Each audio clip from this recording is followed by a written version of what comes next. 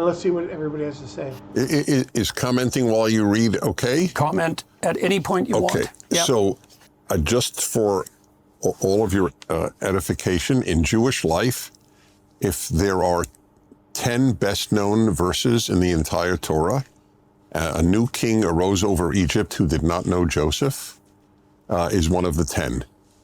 It summarizes the human condition of ingratitude perfectly. Joseph had saved the Egyptians from starvation, and the next Pharaoh doesn't even know his name. So he's forgotten the debts. He has forgotten the debts he has entirely. But this is, as I say, the human condition. We have forgotten our debts in America to Washington, Madison, Jefferson. And there arose a new generation in America who knew not Madison. That could be a perfect verse. Right. Okay. Now there arose up a new king over Egypt, which knew not Joseph.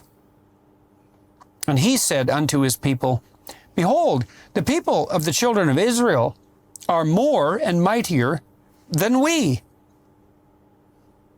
Come on, let us deal wisely with them, lest they multiply. And it come to pass that when there falleth out any war, they join also unto our enemies and fight against us, and so get them up out of the land. There's an accusation of a crime before it's committed, right? These people are just a threat and a plague, and we can't trust them, and that's part of this ingratitude as well, and a breakdown of trust, and that definitely sets the stage for conflict, a breakdown of trust. Therefore, we have a principle in Judaism that the life of the forefathers, the life of those who come before us, and we see this throughout the Tanakh, those who preceded us, their lives not only become our history, but they also become a prophecy of the things that we're going to experience.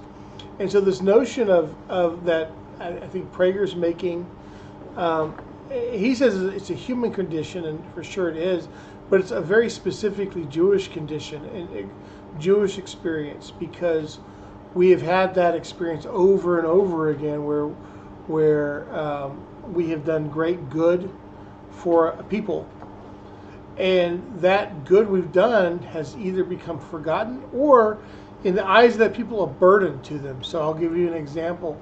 And when the Catholics ruled, one of the problems they faced, giving loans. Now, loans is a great way to create wealth.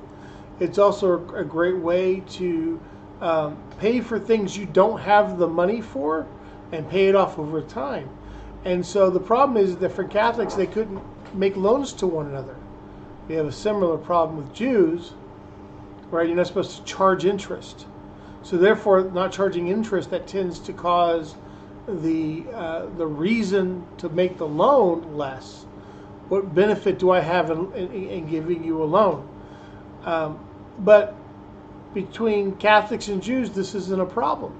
So when the kings or nobles needed money, they would often come to the Jews that settled in their land, and the Jews would make these loans. But one of the things that would happen is that when the debt hit a certain point, they forgot how the Jews came in and stepped in when they needed that money, and now they act as if, what happened? Sometimes Jews would face persecutions. They would be accused of things, deported, kicked out of the land, have their property and money confiscated by the government to get out of paying them back the money that they were owed. And this happened a lot in Jewish history.